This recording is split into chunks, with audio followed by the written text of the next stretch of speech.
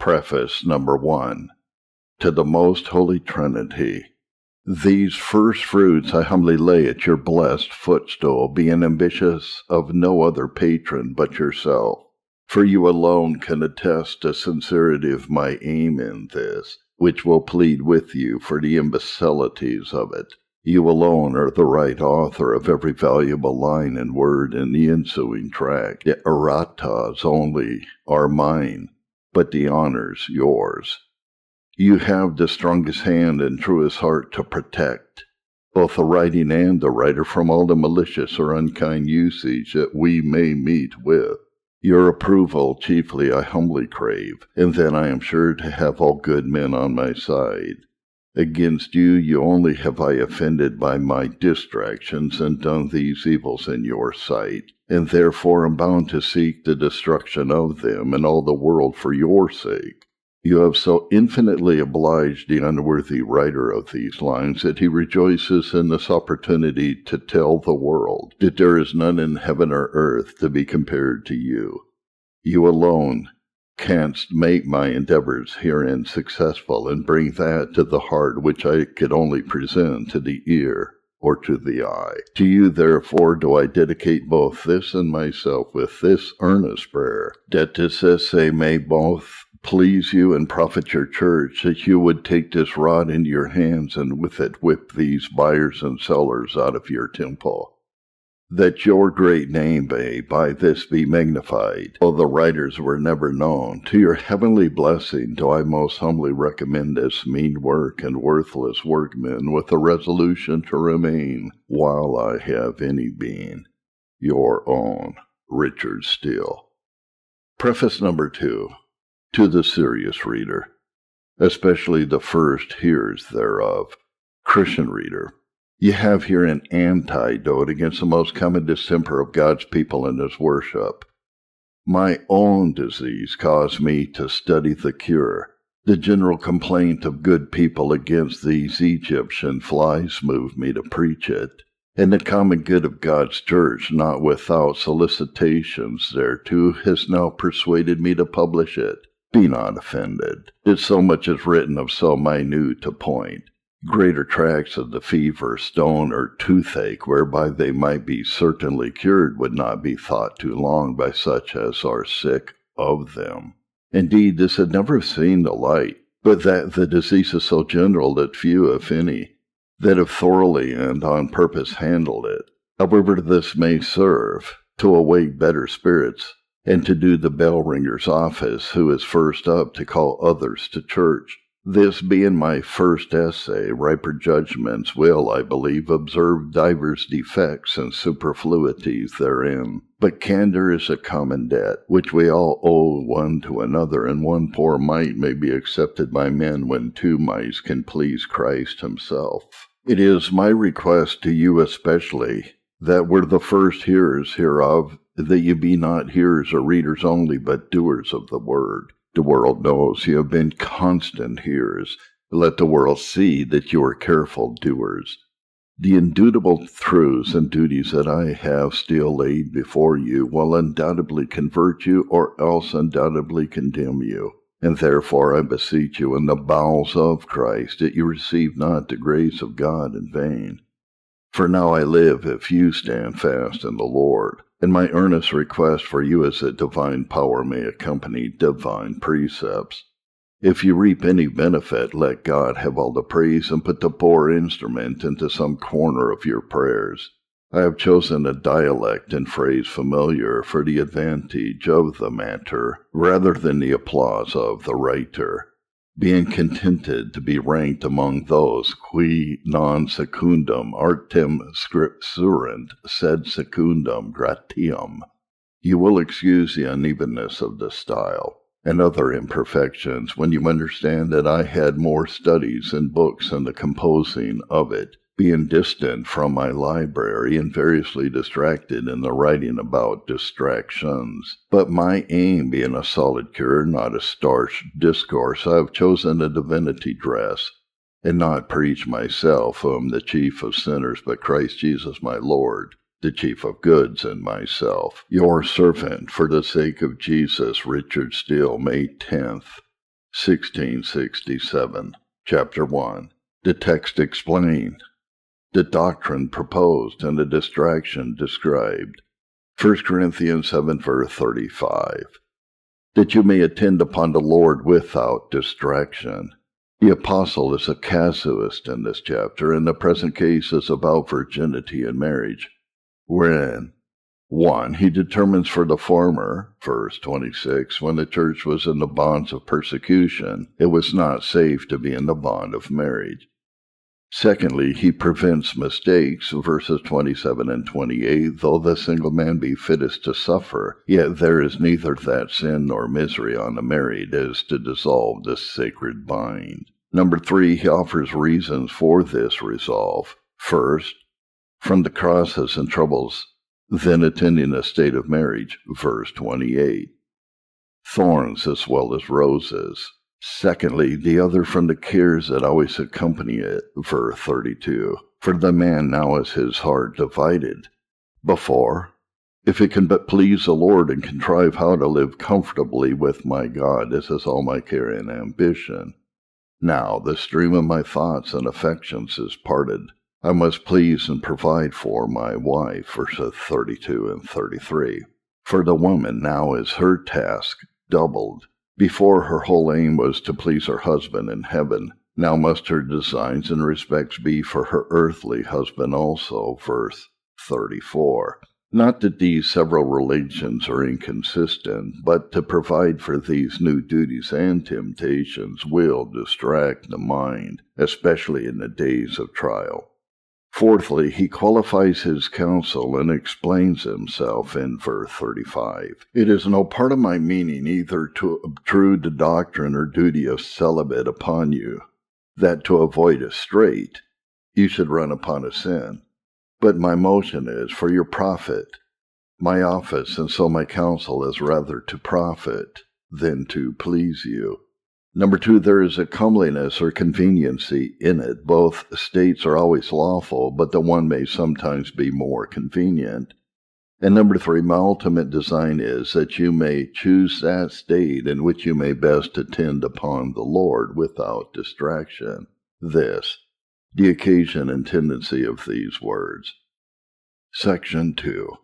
From the general import of these words flow this annotation. That condition should be chosen by all that's best for their souls. Your outward condition must serve your inward condition, and this life must be subservient to another life. If single life does every way better qualify you to serve the Lord and save your souls, this is the best life for you. And if marriage is better for your souls, no state is better. For if the soul prosper, all prospers. And if that miscarry, all is lost.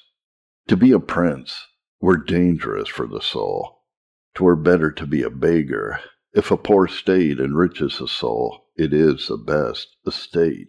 This needs not be proved to Christians, that will be granted by heathen, some of whom have so powerfully discoursed of the immortality and excellency of the soul, that their auditors have posted to death by self-destruction, for the happy state of it. If pagans would choose to die as a condition best for the soul, well may we choose that condition of life which best serves the soul, lest those acts which were unable to justify them prove able to condemn us with a witness. Let this axiom come in. When you are disposing your children or yourselves, being confident, when you are most solicitous about the soul, God will be most careful for the body, and you will meet with least distress when you flee the least distraction. Section 3. The words of the text present us with a design that believers as often aim at and yet miss as any in the world, and which is so excellent a rare attainment that the Holy Ghost even makes 2 words on purpose to express it by, nowhere else found in the New Testament. To attend on the Lord without distraction. Jerome confesses that the Latin can hardly express the emphasis of the Greek in this clause, and that thereupon it was wholly omitted in the Latin books. In the words we must consider 1, the matter. What? Attend upon the Lord. 2, the manner how. without distraction. First, a matter, what? Attend upon the Lord. The Greek word for attend in our copies has a notable elegancy in it, that you may be fit and ready for God's service, that religion and religious duties may sit, that the Christian religion and its duties may sit fitly on you, that you may be ready to serve the Lord in duty or suffering. A most sweet frame of soul, to be always bent and strong for the service of God, that man is fit for the master's use, and is prepared to every good work, 2 Timothy 2, verse 21.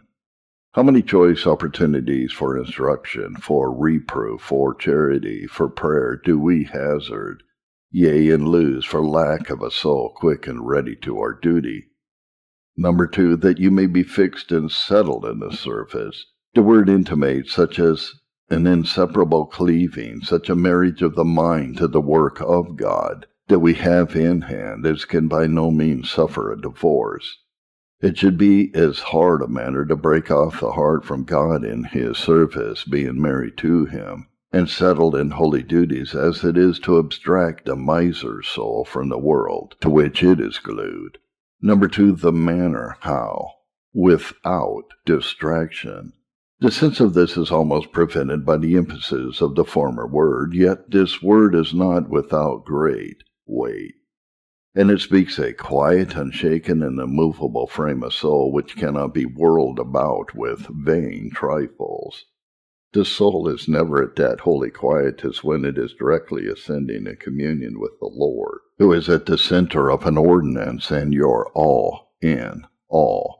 Take the sum of all in this assertion, that main doctrine from the text. It is a Christian's duty to attend on the Lord without distractions, and that I may from this text and doctrine profitably handle the case and attempt a cure of distractions, I shall proceed to show these things. 1. The nature of a distraction. 2. The kinds of distractions. 3. That it is our duty to attend upon the Lord without distractions. Number 4. The reason why we must attend on the Lord without distractions. 5. Answer the objections. 6. Describe the causes of distractions.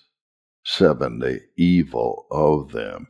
8. The cure of them. And 9. Propound some encouragements under the burden of distractions. And 10. Draw some inferences from this doctrine. First, the nature of a distraction. Section 4. The first head will be to describe a distraction. A distraction is a secret wandering of the heart from God and the duty in hand. It is a wandering. As a remissness of our devotion shoots short, so distraction shoots awry. It is said in Proverbs 27, verse 8, as a bird that wanders from his nest, so is a man from his place. It is commonly known the ready way to destroy the young in the shell is to discontinuance of heat, and to wander from our heavenly work produces a dead offspring of unprofitable duties. It would be almost as easy to trace and follow the burden or vagaries as the volatile and intricate imaginations of the heart. It is a digression. You that are curious to observe the minister in his digressions, how much more necessary is it to observe your own? Number 2, it is secret in the heart, and this contracts the guilt and nature of hypocrisy upon a distraction, for we have a short and clear description of hypocrisy, which agrees too well with distractions in Matthew 15, verses 7 and 8. This people draws near to me with their mouth, and honors me with their lips, but their heart is far from me. To have a bended knee, a craving eye, are choice expressions of duty, but without the impressions and attendance of the heart, are double iniquity and flat hypocrisy. How empty would our congregations be sometimes if no more bodies were present than there are souls, and what abundance of sorry service hath our God that nobody sees. Yet how unknown soever these triflings of the mind are to others, or to ourselves, yet are they most palpable to the Lord, who sets our most secret sins in the clearest light of his countenance. And though these primi motus may antevert the use of reason, and therefore seem small picadillos, yet they fall under the rebuke of religion, and are as sinful as they are secret. Good in secret is the best goodness, and secret sinfulness the worst sinfulness. Number 3, this wandering of the heart is from God, for God is the object of worship. To pray aright is, in Zechariah 8, verse 21, to pray before the Lord. To give thanks aright is, Daniel 6, verse 10, to give thanks before his God. Not an aside only, for so you are, when your hearts are at their worst, but they did look on God when they spake to him, as we look on men when we speak to them. Melanchthon says, he hath heard Luther in his secret prayers so pray, that one would verily think there were somebody in the room with him to whom he spake. Number 4, this wandering is, while some duty is in hand, to desert. That was a good answer in Nehemiah 6, verse 3 of Nehemiah to his false friends. I am doing a great work, so that I cannot come down. Why should the work cease while I leave it and come down to you? He that is in a duty to God is about a very great work. And that work stands or goes backward every moment the heart is away. And why should a temporal vanity set back and perhaps quite unravel your eternal concern? How will that Spartan youth rise up in judgment against us, that holding the censer during Alexander's heathen sacrifices would not stir his hand from its duty, though the burning coals fell on it, and made his flesh to fry and smell in the presence of all of the spectators? Chapter 2. The Kinds of Distractions in Worship.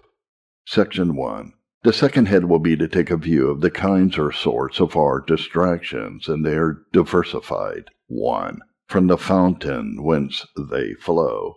Number 2, the manner in which they consist. And number 3, from their adjuncts. For the first of them you will find many of our distractions may justly be fathered on the devil. He is a spiritual substance, and is most properly conversant in spiritual sins. He is completely skilled in all his thoughts whatsoever, and therefore what he imparts here is of his own. Zechariah 3, verse 1. The high priest Joshua could not be at his prayers for the Israel of God. But as Christ, the angel of the covenant, was on one hand, Satan was standing on the other. And he was God at the readier hand, the right hand, the hand of action, that he might hinder him more dexterously in his devotion. When we are most serious before the angel, the devil is whispering at our elbow. And who can be dull and watchless when God is on one hand and Satan on the other? The devil is afraid of a serious, lively prayer at his heart. He knows that can pull down in a minute what he has been contriving 1,000 years, and therefore, if he cannot withhold us from holy duties, he will do his utmost to disturb us in them. Hence the vision of that holy man, who in the whole market saw but one devil busy, herself was at hand. Satan had no need to bestir him. But in the congregation there were multitudes of them, all their skill and power being little enough to starve off poor souls from Jesus Christ. Alas, we pray and hear, and live as carnally securely as if there were no devil at all. And his suggestions in religious duties are usually more violent and impetuous, more dreadful and impious than they of our own breeding. They are therefore called darts, fiery darts of that wicked one. Though he lay these brats of his at your door, yet they will be counted in the number of his sins and of your afflictions. Number 2, our distractions proceed from the mind and understanding. The vanity of the mind alienates us from the life of God and from communion with him. When a present and seasonable petition or instruction is conveyed through the ear into the understanding, it wantonly plays therewith, and takes occasion to run out on some contiguous notion, and from that to another, and at length rests and dwells on some alien and unseasonable point, till the gales of the good spirit in the present matter be overpast. And thus, by a default in the understanding, we seek not God nor find him as we might, and that excellent faculty that would penetrate into the divine mysteries and should guide the will and heart to God by the ignis fatuus of its unmortified vanity, misleads us from the chief good and entangles us in distractions. We read in 2 Corinthians 7 verse 1 of a filthing of the spirit, in which surely this is a part, and must be cleansed in them that will perfect holiness and the fear of God. Number 3. Some distractions proceed from the fancy, a most busy faculty, that's most unruly and least sanctified in a holy man. Sometimes by the help of memory, stepping back in things past, she brings into the most solemn worship 1,000 passages that are past and gone, and rolling them in the head, carry soul and all quite away from God. And so it is, you often hear the say, such a thing came into my mind at sermon or prayer that was forgotten weeks or months before, yea, daring to react former sins by contemplative wickedness in the very sight of God, which doubles the guilt of repetition and makes your former sins exceeding sinful. In this sense, that of Ecclesiastes 6 verse 9 is true. Better is sight of the eyes than the wandering of the desire. There is something more of evil in these second contemplations than in the first commissions. Sometimes the fancy will create a world of figments and notions out of nothing, and multiply impertinent thoughts upon no ground and to no purpose, and can sally out of the present manner to every adjacent business, and make a great ado to bring nothing to pass. Job 27 verse 8. There is a path which no fowl knows, and which the vulture's eye has not seen. The fancy can find out such a way. Thus God is not in all, hardly in any of our thoughts, when we pretend to treat him with the greatest solemnity.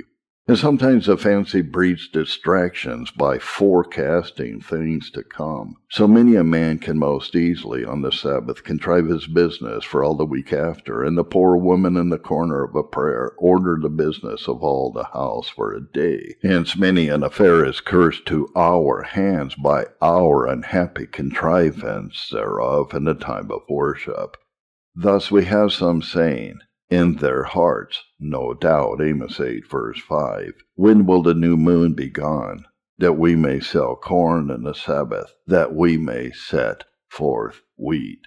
And it is well, if they have no fellows in this assembly that are making their hay, measuring their corn, counting their coin, if not providing forth their lusts, while they seem earnest with the Lord, negotiating for eternity. Number 4, our distractions in God's worship are sometimes occasioned by our outward senses, most frequently by the eye. A wandering eye mostly has a wandering heart, for when the eye discovers any new, pleasing, or ridiculous object, it presently brings news of it to the heart, and that debates and studies upon it to the grieving of God's Spirit and cooling of our own. And when that is over, a fresh sight presents itself, and the eye is ready for that again, and leads the heart into a maze of follies. We read in Lamentation 3 verse 51, my eye affects my heart because of all the daughters of the city. That's with grief for their calamity. There is a reciprocal working, it seems. The heart at first affects the eye, and the eye can affect the heart with grief. Even in like manner, when the sons or daughters of the city enter into the assembly, the eye affects the heart. It stirs, diverts, and kindles the heart, and the heart corrupts, stains, and transmits its follies by the eye. The precious soul that, while suffering between them and the holy God in his service, woefully slighted, you resolve in this spiritual duty, I will not swear from God, nor step aside into the least distraction. But you bolt the door and let your enemy in at the window. The thoughts that are shut out at the street door steal in at the back door if you do not as well make a covenant with your eyes as keep your feet when you enter into the house of God. In this sense, a woman and man also had need of the covering of a holy and constant watch, because of the angels, the wicked imps of hell, that ride abroad in the air to carry away our hearts from God. Chapter 2, Section 2. Secondly, distractions are distinguished by the manner of them, of what they consist, which is sometimes, 1, good. It is Satan's ambition and triumph when he can affront God with his own matters, as to bring in shreds of sermons in the heat of prayer, and long passages which you have read to keep out material points that you should be hearing. He will hold your husband's picture before you, while you should look on your husband's face, and at length delude you with shadows instead of substance. A good thing in its nature may become a bad thing in its use, when it is out of season. Jewels misplaced may grow worthless. A diamond on a finger is an ornament, but in the bladder a torment. And God dislikes his own things in the devil's way, little less than the devil's things themselves. As when one is playing in consort, it is Mr. White's comparison. If we stay on any note, while they who play the other parts go on, that which at first made excellent harmony becomes now harsh and spoils the music. So though thoughts that were sweet and musical while they were suitable and pertinent to your prayer become harsh by dwelling unseasonably upon them. Number 2. Sometimes our wanderings in worship are made of things indifferent in themselves, and these things by mistiming them are debauched and made very evil and offensive to God. As to talk with, or to see a friend, is in itself indifferent, but to perform this in the heat of the harvest may be folly. There are 100 harmless thoughts, both of things and persons, which crowding into the sacred presence of God, and interposing between the soul and its Maker, while the matters of eternity are debating and concluding, is a great offense, and deserves to be whipped and posted and sent away. Number 3. The matter of them sometimes is absolutely bad, proud, wanton, malicious thoughts, blasphemous thoughts, as whether God is when we are praying to him and the like, able to sink us at any time, but sins of a double dye in the worship of God, because there the special and piercing eye of God is upon us, as theft, therefore, is penal in all places by reason of its intrinsic evil. Much more criminal is it before a judge in the court. Even so are the thoughts guilty and base anywhere, but when they shall dare to intrude into the presence of the judge of heaven and earth, as it were daring a jealous God, this is prodigious sin, and greatly provokes him. So Ezekiel 33, verse 31, they come unto me as a people come, and they sit before me as my people. With their mouths they show much love, but their heart goes after their covetousness. What more sweet than a religious mouth? What more bitter than a covetous heart? Especially when the heart goes out after covetousness, pursues and follows it in the sight of God. How dreadful! God, he is pursuing and following the sinner with Christ and mercy in his arms, and the sinner all the while with his very heart is going after his sin. And thus, that house which God calls a house of prayer, we make a den of lust, malice, covetousness, and sin. Section 3. Thirdly, distractions are distinguished by their adjuncts. 4:1.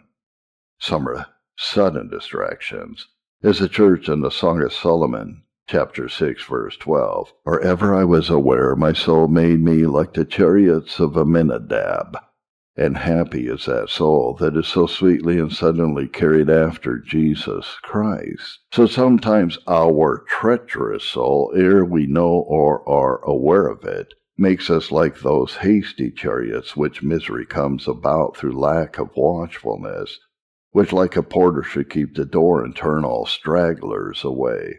A thought is a sudden motion, and by it we may quickly step into heaven or hell. Now these thoughts steal in so suddenly that we fail to muse how they came in, by what door they entered, and so are entangled in more distractions by tracing the former thoughts, and commit new errors by discovering the old. But now other wanderings of the mind are more premeditated, and whereunto the soul falls more leisurely and wallows therein either of choice or without much interruption, and these have much more guilt and mischief in them. Number 2. Some distractions are unwilling. When the heart is like a good archer and it aims directly at communion with the Lord, it aims at this, but Satan or his corruptions jog him at the elbow and make him to miss the mark. This is indeed a sad disappointment, for a noble soul to embrace the dunghill instead of the Son of Righteousness. For a man to lose those sweet words and minutes which might be had with God. It is a sad mischance indeed, but which is common with man, and which if the soul cry out as of the forced virgin, Deuteronomy 22, verse 27, it shall not be imputed to her, especially when there was neither previous provocation nor subsequent consent. And this is a case of blasphemous thoughts, which are like lightning cast into a room, which carries horror but springs from no cause thereof in the room. So these thoughts come in upon you. They amaze and they terrify you. They surprise you against your will. But be of good comfort. Don't leave off your duties. Your prayers will do you more good than these can do you harm. Nor hasten from them to gratify Satan. For if God be not able to protect you in the discharge of your duty, it's time to think of another master, but complain of Satan to God. Do not parley with them, but divert your thoughts and cry up that to God the more, whom he tempts you to blaspheme. But others are willing distractions, which are the ordinary effect of an unspiritual and unprepared heart for worship. To such a heart to hold duty is a distraction. When a vain and earthly soul, like a truant scholar, keeps out of his master's sight, out of choice, and with content, and is anywhere better than at his lesson, what little rest would such a soul find in heaven? Or what true delight can he take in the most holy presence of God above, that can find no rest and sweetness in his presence below? Number 3, again. Some distractions are long and consist of a concatenation of vain thoughts when they lodge in the heart. The Lord still calling at the door and saying, How long shall vain thoughts lodge within you? These much alter the complexion of the soul and argue too deep a habit of vanity in it. It is a true saying, though we cannot hinder the birds from flying over our heads, yet we may disturb their roosting or making nests in our hair. So though we cannot well hinder the sudden suggestion of a vain thought, yet we may trouble its quieting rest in the soul. Yet such strange subtlety is there in us that we can keep God in play a long time, yea, when ourselves are employed in a prayer, and be tampering with the world or sin all the while, the soul never coming in till the amen of a prayer awakens us. But other distractions are but short, only a step out of the way, and in again, and the soul catches a faster hold of God. And indeed, when the soul does follow hard after God, as everyone should do in his service, though it stumble, as it often happens to the most earnest in the way, yet it recovers to its advantage, being more zealous after, the fall of the former being like that of the swine, who lies still in her mire, the fall of the latter like the sheep that falling rises and runs the faster. And thus you have seen the several kinds of distractions, which was the second general head.